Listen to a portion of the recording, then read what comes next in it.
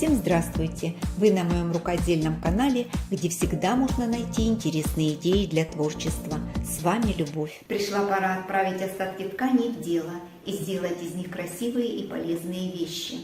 Рукоделие не только увлекательное хобби. Я считаю, что это занятие полезное и просто не представляю свою жизнь без создания чего бы то ни было своими руками. Сегодня сделаю целую семейку осьминогов, которые станут уютными домиками для иголок и булавок. Из остатков подобрала ткани, подходящие по цвету. В дело пойдут как обрезки небольшого размера, так и кусочки ткани побольше. Тем, кто не любит возиться с лоскутами, но добавить таких забавных осьминогов на свой рабочий стол уже хочет, можно взять готовую ткань в полоску с орнаментом. Здесь уже дизайнеры поработали и подобрали все цвета за нас. Такой ткани понадобится немного, всего сантиметров 10-15, в зависимости от желаемого размера игольницы. Для начала определю расстояние между центрами полос с рисунком. Это и будет размер моего квадрата.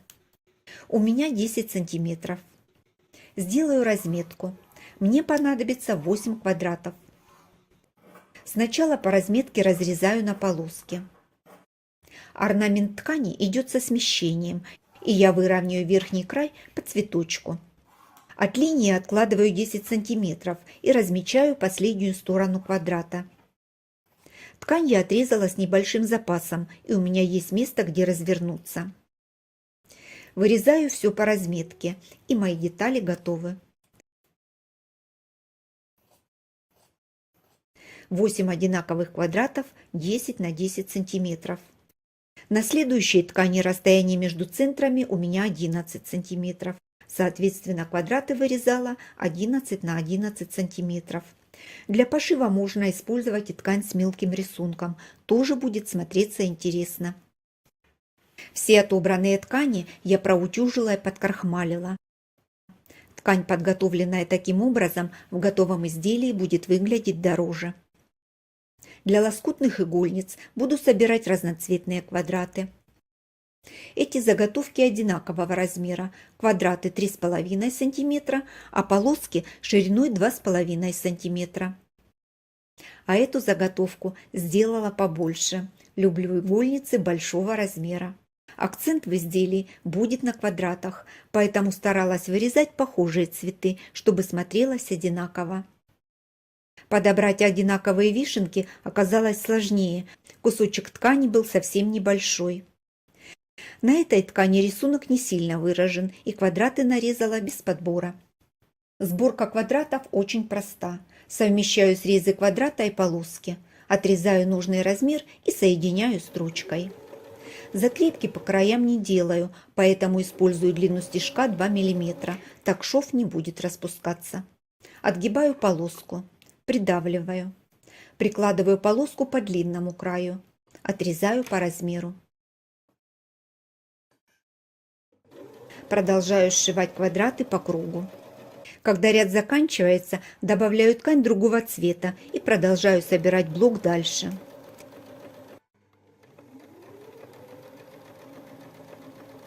Чтобы сэкономить нитки, блоки сшиваю один за другим без отрыва нити. Такой способ сборки подойдет тем, кто получает удовольствие от процесса. Это как релакс. После завершения пошива блоки проутюживаю. У кого нет времени на релакс, сшивать заготовки можно сразу по несколько штук, как позволит длина полоски. И потом разрезать на отдельные заготовки. Так работа пойдет гораздо быстрее. Добавляю полоску на следующую сторону и продолжаю сшивать. Для удобства можно скалывать детали булавками, а если у вас есть навыки в лоскутном шитье, можно обойтись и без них.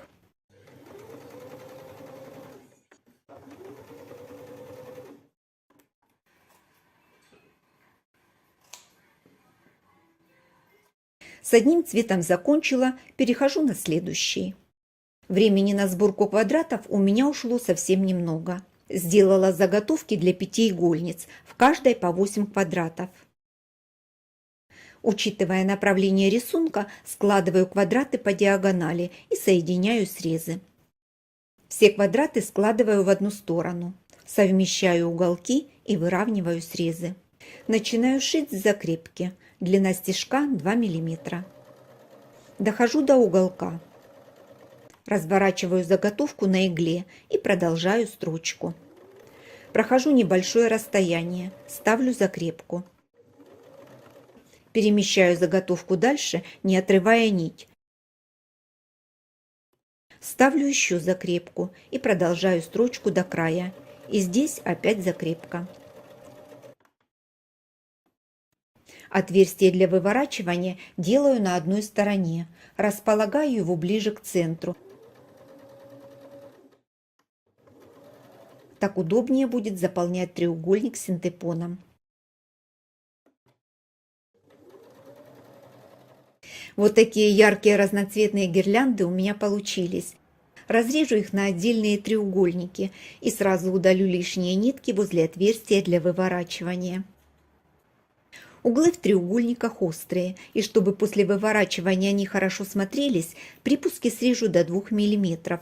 И не только у самого угла, а захвачу рядом еще пару сантиметров. Техническое отверстие оставила небольшое, чтобы можно было вставить палец. Выворачивать начинаю с дальнего угла. Не скажу, что делать это очень удобно, но решаемо. И, конечно, мне придется потратить время, чтобы вывернуть целую кучу заготовок. Уголки выправлю ножницами, делаю это аккуратно, чтобы не разошелся шов. Заполнять подготовленные детали буду обрезками синтепона и слимтекса. Я их собираю и периодически использую в своих проектах. Сначала заполняю уголки, уплотняю пинцетом. Это важный этап. Уголки – это будущие щупальца осьминога, и от их плотности будет зависеть, как игольница будет стоять на поверхности. После того, как заполнила заготовку синтепоном, отверстие зашиваю вручную. Шов использую самый простой, его не будет видно в готовом изделии. Заполнять детали синтепоном – работа монотонная, поэтому расположилась у ноутбука, включила фильм и совмещала полезное с приятным. И, наконец, самый приятный этап – сборка изделия. Всегда интересно, что получится. Собирать буду по стороне, где есть отверстие для выворачивания. Для начала соединю острые углы на всех треугольниках. Проколы стараюсь делать одинаковые.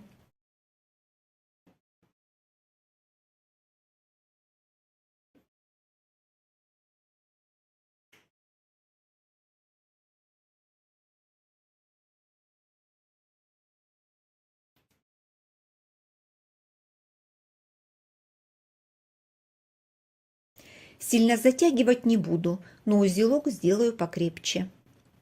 Нитки у меня обычные, поэтому для надежности пройду еще раз.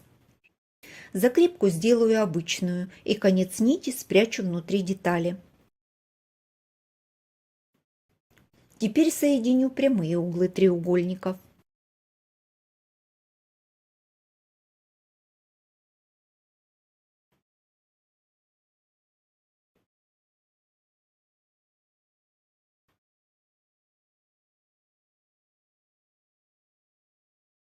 Получилось что-то похожее на карусель. Затягиваю нить и прохожу по кругу еще раз.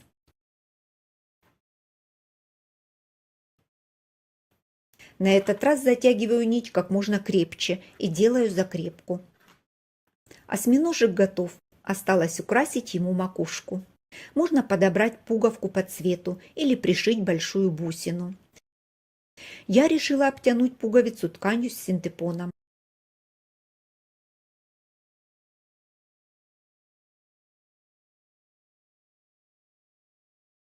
У моего осьминога будет макушка из основной ткани. Ее можно приклеить, но я решила пришить, думаю, так будет надежней. Нижняя сторона игольницы тоже смотрится замечательно. Получилась целая семейка осьминогов, каждый хорош по-своему. Напишите, какой вам нравится больше. Я не люблю игольницы маленьких размеров. Булавок у меня много. Пользуюсь часто, и на моем столе всегда под рукой есть игольница, и хорошо, если ее не нужно искать. Моя всегда заметна.